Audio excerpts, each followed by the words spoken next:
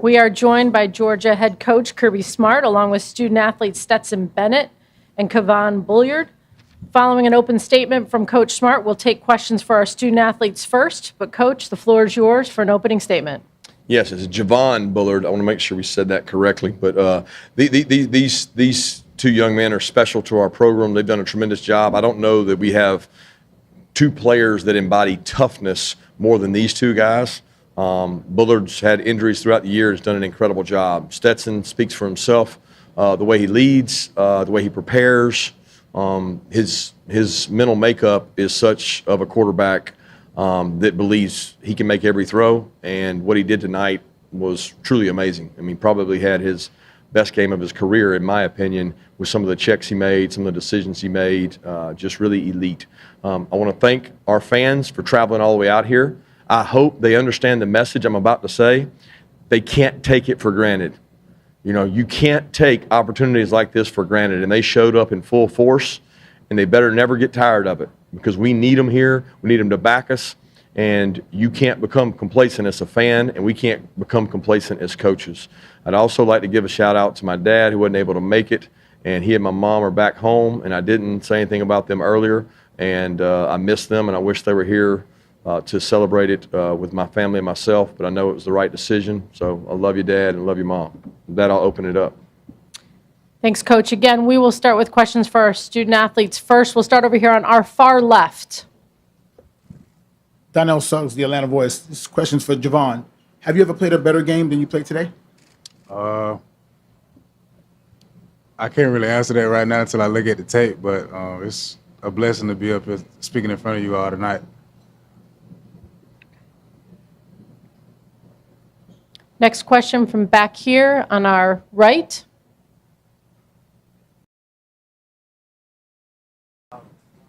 Stetson, if you can go back a few years, signing day, you were getting ready to sign with Louisiana Lafayette.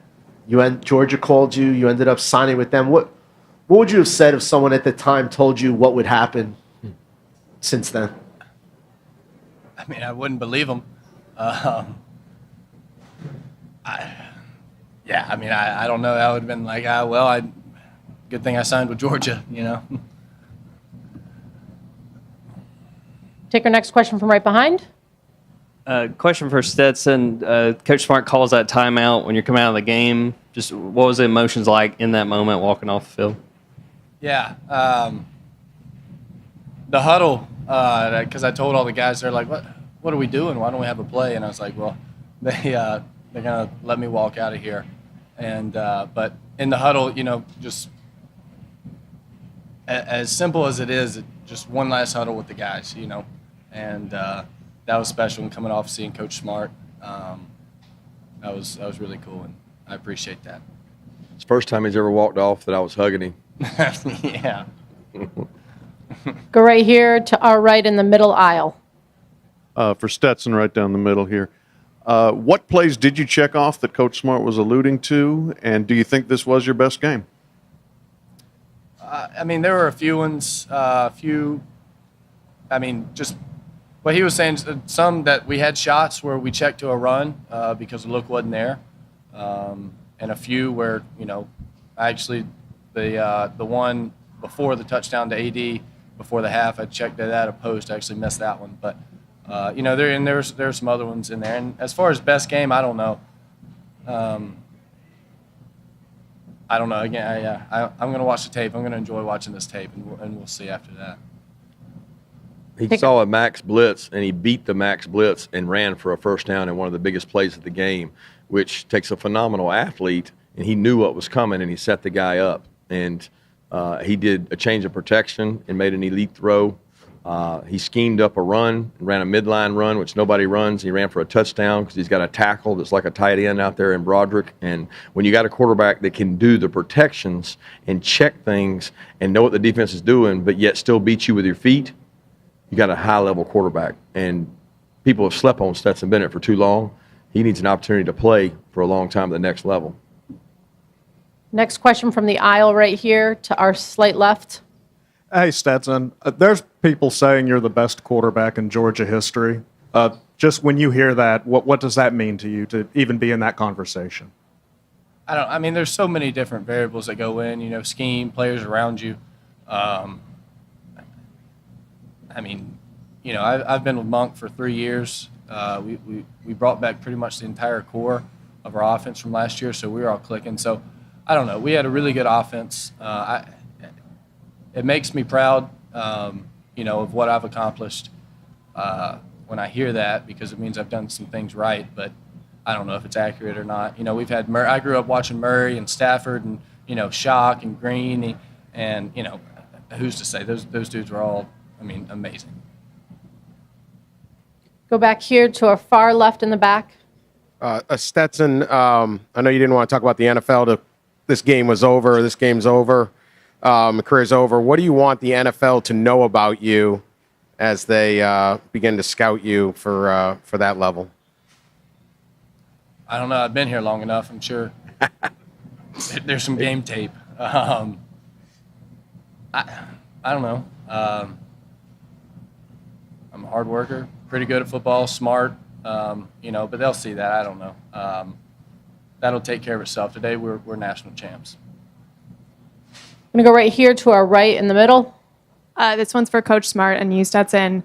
Obviously, some roster things you can't predict, like quarterbacks transferring out and having a little bit of instability at the position. But kind of by necessity, you've been forced to develop some of the players on your roster, in addition to bringing in these top-level recruits.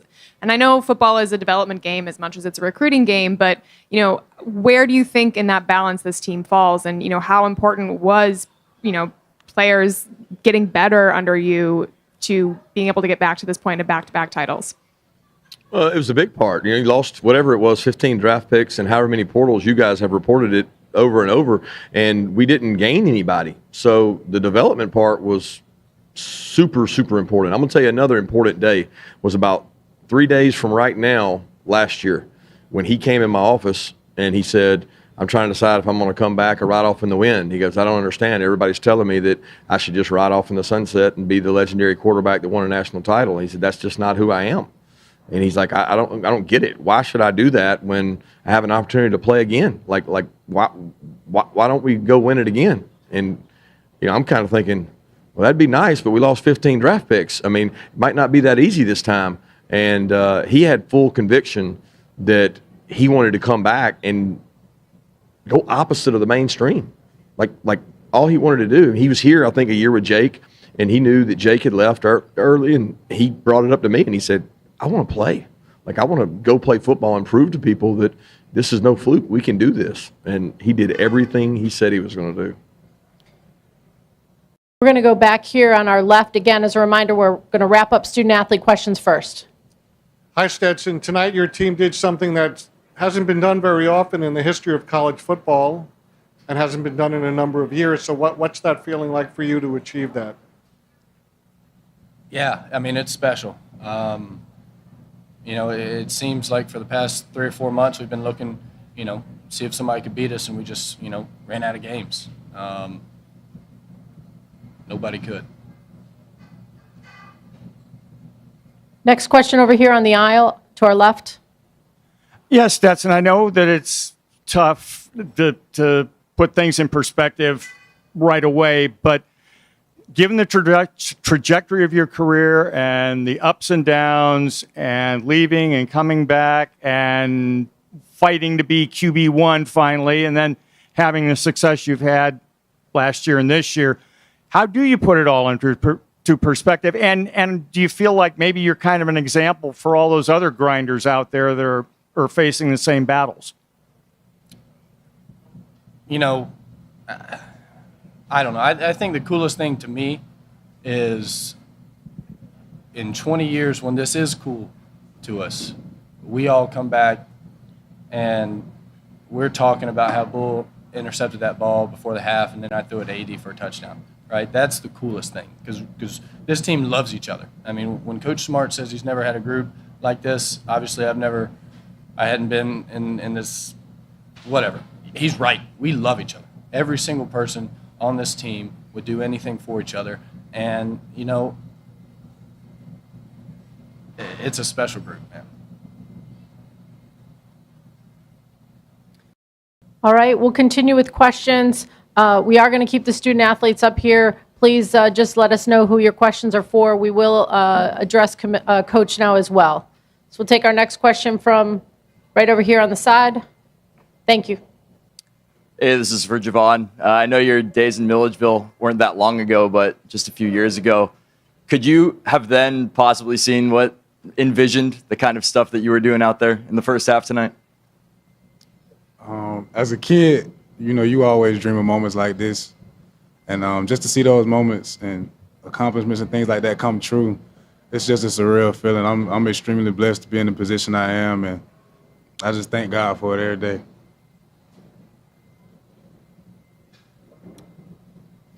Next question over here on our right.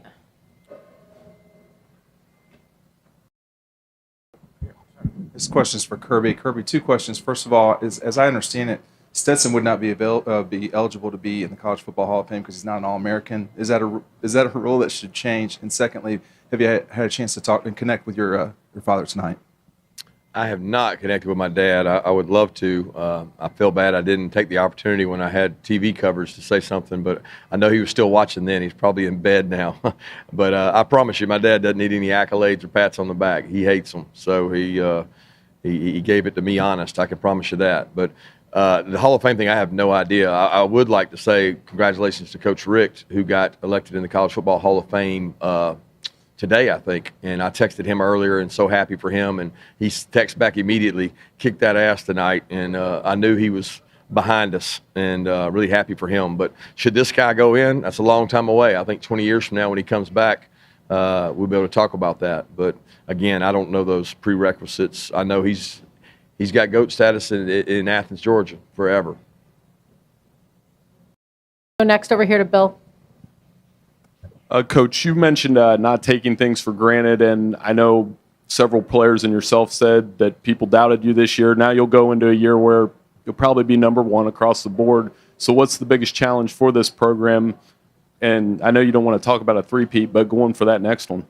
The biggest challenge is the same thing it is in all of the world we live in today. It's society we live in, entitlement. So the minute that you think you're entitled to winning games and you don't have to work hard, Coach Dykes and I were talking about it, the uphill battle for those guys is you think that you just inherit success. And I personally think next year is going to be a much, much more difficult challenge over this year because we had so many guys leaving last year. We got a lot of guys coming back. And unfortunately, this one right here is not. And tell you a quick story. I walked into they got a real nice head coach's office in that room over there. And I don't know if Stetson knows this, but I walked in and my 10-year-old son, Andrew's bawling. And I was like, oh, no, somebody's hurt his feelings. Somebody's thrown him down. Somebody's done something to him. I said, why are you crying? You're going to ruin my moment. He said, Stetson's leaving. Stetson's gone. I said, he's 25 years old. He's got to go. He's got to leave. But he's bawling about Stetson being gone. And, most of our team, we'll have a lot of guys coming back. We're going to lose some really talented guys, probably going to lose some juniors. But the disease that creeps into your program is called entitlement. And I've seen it firsthand. And if you can stomp it out with leadership, then you can stay hungry. And we have a saying around our place, we eat off the floor. And if you're willing to eat off the floor, you can be special. Take our next question from over here on the left. Yeah, Coach, Stetson's the first quarterback in Georgia history to throw for more than 4,000 yards. He's leaving. What's left in the room? Well, we got some good quarterbacks in there. We got one that took his black jersey off and took hits all week so he could be Max. And Gunnar Stockton said, you know what? He said, Coach, take my shirt off. I'll take the hits. Brock Vandegrift's down there learning all year. Carson Beck got a lot of play time and has a lot of composure to come back and be able to play. So those three guys will get to battle it out, and they'll learn a lot. Coach Munkin does an unbelievable job in that room. And he did an unbelievable job with Stetson. And the fact that he's playing in an NFL offense where there's an NFL coordinator who coached NFL quarterbacks should tell people that, he's not going to get marbles in his mouth when he's got to spit out 7-word calls. And a lot of NFL teams like that. Next question from over here on our right. Kirby, you called the timeout when Stetson was coming out. You called the timeout on defense as well when those guys came out. Why was that important to you to do for both of those guys? Because what they've done for this program. You know, I got really emotional, and these guys will tell you before the Ohio State game, and I don't know what got into me. I hadn't been that way in forever. I don't know if it was exhaustion, stress, anxiety, but I got pretty emotional, and I've held it together tonight for the most part. But that moment with the timeouts, seeing Stetson and those defensive players, because, you know, you guys don't see what they sacrifice. You don't see Bullard when his shoulder comes out and he won't put on a black jersey, and they're like, you can't go, Bullard, and he won't come out of practice. And he's still out there hitting people. His shoulder comes out tonight, his collarbone, and he just stays in the game. He's like, he embodies what our culture is, which is toughness. And I have a very serious appreciation for that, because they do it for a university I love. And it means a ton to me when they sacrifice like that for our university. Back over here to our left in the middle. For Coach Smart or Stetson, you guys walked off the podium together deep in conversation. What were you guys talking about after all you've been through? I have no idea. Probably what he's going to do tonight and making sure he doesn't get anything that pappy. I mean, he is 25, so I can't. Jesus. Come on. Nobody got that joke, I guess, but compliance will make him pay it back. Yeah. Any other questions? We'll go to Ivan in the middle back. Expensive. Why was this so easy? I don't have an answer for that. I think preparation was really good. I'll be honest with you. I was a little concerned that we were tired. I had apprehension about, a couple of the practices we had, and Stetson's complaining to me about not having enough free time when we were in Athens. He didn't want to come in as early, and I thought, you got one chance to be legendary, and I'm not going to leave any regret out there. And did you not? And but I called some seniors in, and I said, look, guys, if y'all want me to cut back, I will. I don't know, from TCU's perspective how things went. I did have a feeling that our offense had a really good plan. And as I watched the offense each day, I was like, we got a good plan. If we execute this plan, we're going to attack these guys, and we're going to be really aggressive. I was really proud of the defense after two outings that we did not perform well. They have a first-round receiver. They got a Heisman Trophy quarterback that was in the finalist. And I thought our defense really performed well tonight when their backs against the wall. Just a couple more here. We're going to go right here to the middle on the second row. I can throw you under the bus now. Stetson, can you talk about the fact that you guys had a tremendous performance? And what was the motivation that gave you the ability to save your best for the last? Well, yeah, I mean, we had confidence in the plan. We left some plays that we didn't even call. And we missed some shots, but, it's the last one. I mean, it was the last one in this G. It was for the national championship. It was, against, Max, who was a great quarterback. And I know from New York. But, I mean, if you can't pull out your best in a game like this, or at least your best effort and best, preparation, then, maybe this isn't for you. But I don't know. Confidence in our guys, and everybody played really well. Go next over here to the aisle. Stetson, I think it was before Ohio State, you talked about, that you like the idea that overlooked guys and under-recruited guys are going to look at your story. After a performance like this, you're really going to be one of those guys when they look at players who go from walk-on status to stardom, you're going to be at the top of that list. Have you thought about the kind of example you set for other guys with that? No. I mean, when I was growing up, you still got to be the best, right? Like, it doesn't matter if people doubt you. People doubt me. Well, you got to be good, right? I mean,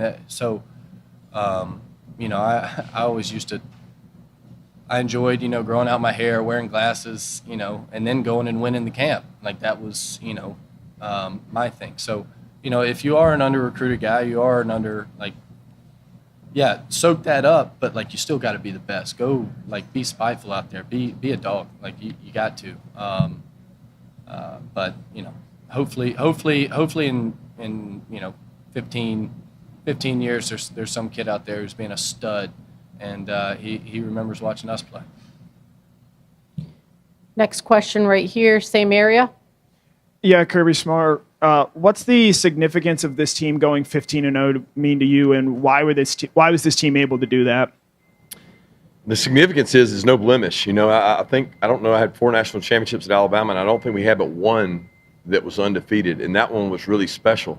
And it was like, you know, sometimes it takes a loss to like galvanize and put your team in a spot to win. It did that last year. And it didn't take that. I always tell guys, do you have to take a loss to learn? I mean, why? You know, like it doesn't take that to learn that. And this team was special because they didn't have the flaw. They had, 2 games in which they came back in the fourth quarter, Missouri and Ohio State, with incredible comebacks and led by, Stetson in the offense. So it makes it more special, I think, when you come back and look at it, because when you want to compare teams, you'll say, hey, look at this team. There's some parts of me that think if the team last year played this year's team probably had more talent on it. But this year's team was different. Like, they just had this eye of the tiger. They weren't going to lose. All the way on our left in the way back. Yeah, Kirby, a person could watch a lot of college football and very seldom see the level that your team has attained several times this year and other times. Have you yourself thought about that at all? And it sort of admired where the caliber this team has reached? I tell you what I admire is like the consistency with which they do it. I keep thinking that if you press the gas pedal too hard, you're going to run out of gas and they're going to be exhausted. I kept thinking maybe mentally the LSU game, and then, doing this and doing that, and then practicing this and going to Ohio State emotional, just roller coaster. Maybe we're just out of gas, and they never run out of gas. So that goes a lot of credit to our strength and conditioning program, our training staff, our kids committing to actually doing that.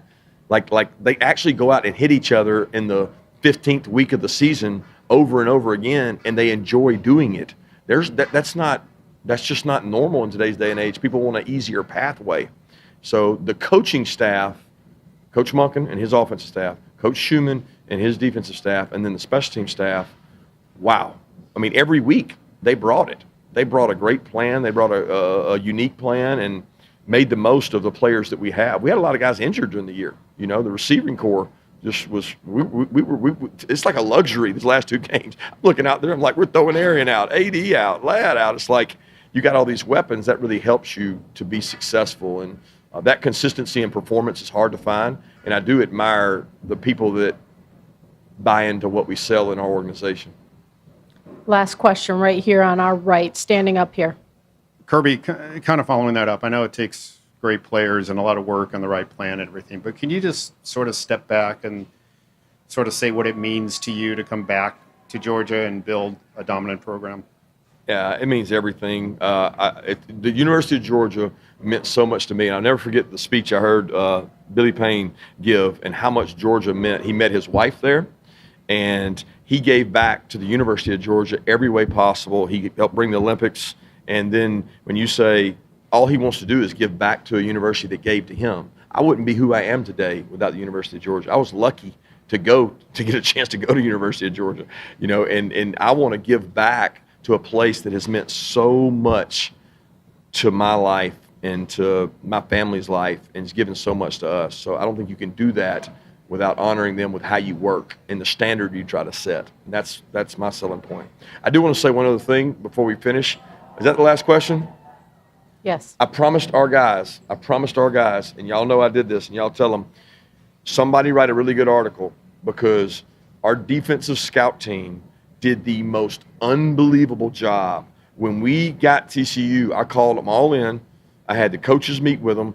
We made them meet and become this defense, and we said, we're going to do it better than they do it. You're going to watch tape. You're going to sit in here. You're going to learn how to do it. We had a guy, C.J. Allen, that was number 6. He did it as good as they did it. We had Collins be 57. He did it as good as they did it. We had guys be their guys and do their defense exactly right. And to the last day we were walking through in there, they were given an unbelievable look.